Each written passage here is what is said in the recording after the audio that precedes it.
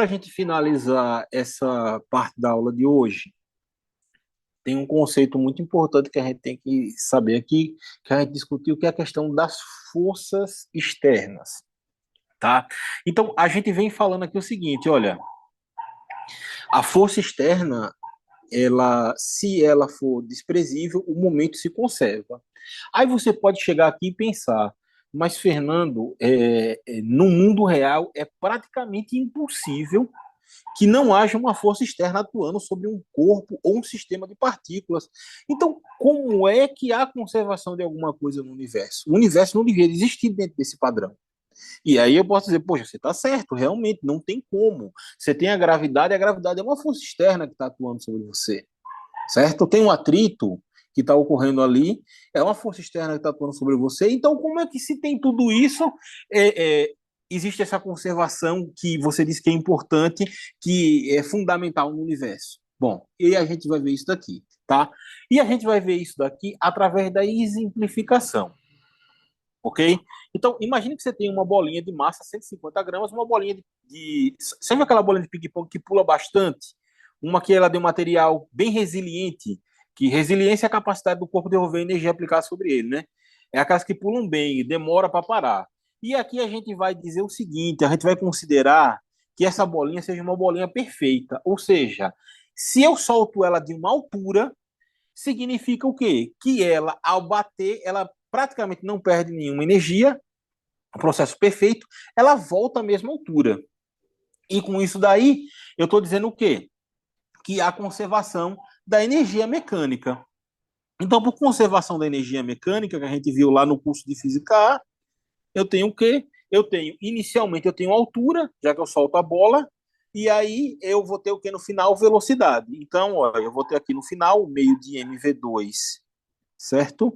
E inicialmente eu tenho mgh, tá? Então a gente sabe que a gente pode cortar a massa, certo? E eu posso escrever aqui que a velocidade vai ser igual a raiz quadrada de 2gh, tá? Tem aí mistério nenhum, certo? E aí a gente sabe o quê? Qual é a velocidade que essa bolinha chega no chão? Essa velocidade vai ser 2 vezes 10 vezes a altura, que é 1,25, tá? Isso aqui vai dar 2,5 vezes 10, 25, ou seja, essa velocidade aqui vai ser de 5 metros por segundo, tá? Calculando. Beleza.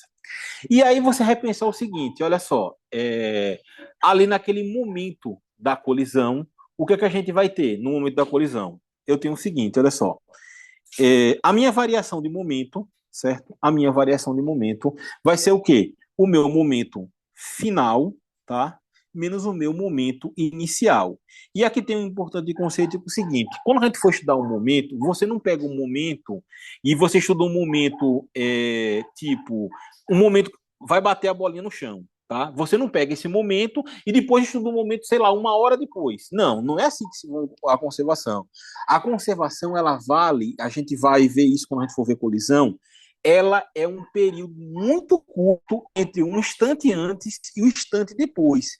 É nesses intervalos que há conservação, tá? Então, um momento imediatamente antes e um momento imediatamente depois. Na próxima aula, ou no próximo vídeo, eu vou escrever isso daí em detalhes e vou enviar para vocês, tá? Mas a ideia está passada. Então, no momento, imediatamente, logo após, antes da bolinha bater, certo? Quer dizer, logo após ela bater, né? Porque é o final, a gente vai ter o que aqui? A gente vai ter, ó, a bolinha bateu, certo? Massa vezes velocidade, menos, certo? Menos mv, tá? Lembrando aqui, ó, que vai ser o seguinte, nesses dois instantes aqui, a gente sabe que está tendo conservação, essas duas velocidades vão ser iguais.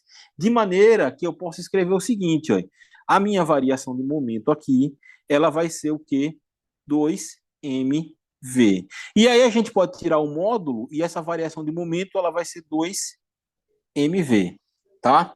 Tá aqui, simplesmente isso. Por quê? O momento imediatamente antes da colisão é igual ao momento imediatamente depois da colisão, considerando a conservação, tá? E aí a gente faz aqui a seguinte conta, olha, o meu ΔP vai ser quem? Vai ser 2 vezes 0,15, que é 150 gramas da massa, vezes 5, que é a velocidade. E a gente obtém aqui o seguinte, ó, o meu momento é de 1,5 quilogramas vezes metro por segundo.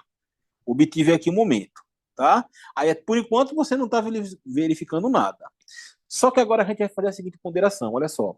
É, quando a bolinha bate no chão, o instante que ela toca o chão, ela não fica parada e depois sobe novamente, não. Ela praticamente, no mesmo instante, ela sobe de volta. Ou seja, o intervalo de tempo da colisão da bola é um intervalo muito, muito, muito curto, tá? Eu vou botar aqui, ó, delta T é muito curto, certo? É muito curto. E aí eu vou dar um valor aqui, só para a gente sinalizar, que seja 1 milésimo de segundo, o tempo que ele fica ali, ou seja, 10 elevado a menos 3 segundos, tá? Aí, com isso daqui, como esse tempo daqui é muito curto, o que é que eu vou ter aqui? Eu não vou ter uma força, eu não sei qual é a força bem definida de que está ocorrendo ali daquela colisão, mas eu posso atribuir uma força média, e eu vou chamar isso aqui, ó, de F, assim como sendo a força média para um processo muito curto. Força média para esse processo muito curto. O que a gente está dizendo com isso daqui? Eu estou dizendo o seguinte, olha, eu sei lá o seguinte, que o somatório das minhas forças externas, certo? É igual à minha variação de momento. Não é isso que está lá que a gente viu? Tá? Então, eu posso escrever aqui que a minha força média, certo? A minha força média, já que a gente está tratando da força externa, ele vai ser o quê? Ele vai ser, ó, já não vai ser mais um intervalo pequeno, vai ser essa variação aqui grande, ó, já estou botando em módulo sobre o intervalo de tempo, tá? Eu não sei que força é essa, mas a gente sabe o seguinte, ó, a minha variação de momento é de 1,5 e o meu intervalo de tempo é de 1 milésimo de segundo, ou seja, 10 a menos 3. De maneira que a minha força que está atuando nesse sistema aqui, ó, é de 1.000, eu vou botar aqui, é 1,5 vezes 10 a menos 3, certo? Vezes 10 a 3 newtons, ou seja, 1.500 newtons. Essa é a força média que atua sobre a bolinha no instante que ela quica. E agora, repare só, essa força daqui, essa é a força interna, tá? Eu coloquei aqui a força externa simplesmente para a gente exemplificar a fórmula, tá? Isso aqui vale para qualquer força. Essa daqui é a força interna. Por que é a força interna? Por causa que é a força de colisão da bolinha com o chão, tá? Agora a gente vai fazer a conta para a força externa, tá? Quem é que vai ser a minha força externa? A minha força externa que está atuando sobre a bolinha, nesse caso daqui, vai ser quem? Vai ser a força peso. Essa é certeza que está atuando, que é o que está puxando a bolinha para baixo. Então, a minha força externa vai ser quem? Massa vezes a gravidade. Quem é a minha massa? A minha massa é 0,15, certo? E a minha gravidade é 10. O que vai dar aqui 1,5 newtons.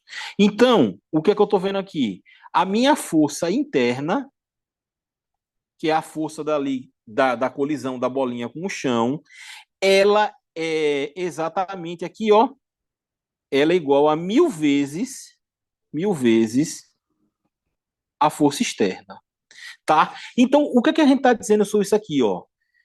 Significa o seguinte: a força externa ela pode existir, só que ela é muito menor do que a força interna, tá? Essa é a condição. A força interna é muito maior que a força externa. Como essa força interna é muito maior que a força externa, é natural que a gente possa desprezar a força externa. Então, eu posso chegar aqui, ó, e dizer que essa minha força externa é aproximadamente zero, e eu posso dizer que há conservação do momento linear, tá? E com isso daí, a física passa a ter validade em qualquer escala. Era só essa parte que eu queria colocar. Ficou claro aí, meu caro? Ficou alguma dúvida? É... Não, não, ficou não. Simplesmente o que a gente está vendo é isso daí, ó. As forças externas, a gente fala assim, se não houver força externa, o momento se conserva. Mas como é que não há força externa se sempre tem alguma força externa atuando? Porque na prática, as forças internas, elas são tão maiores do que a força externa que a gente pode desprezar. É só isso, tá? Então, eu vou finalizar a aula de hoje, tá? A gente tem uma reposição que vai ser feita mais lá para frente, mas independente da reposição, eu vou mandar um vídeo relativo a colisões para que na próxima aula a gente possa fazer questões referente à colisão, que são questões que caiam, tá certo? Certo? Então a gente se vê a semana que vem aí. Eu vou olhar ainda que dia é reposição, tá?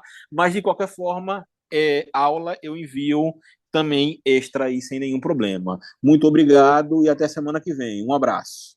Abraço, semana que vem. Mais tarde eu mando o restante do vídeo e os PDFs. Ok.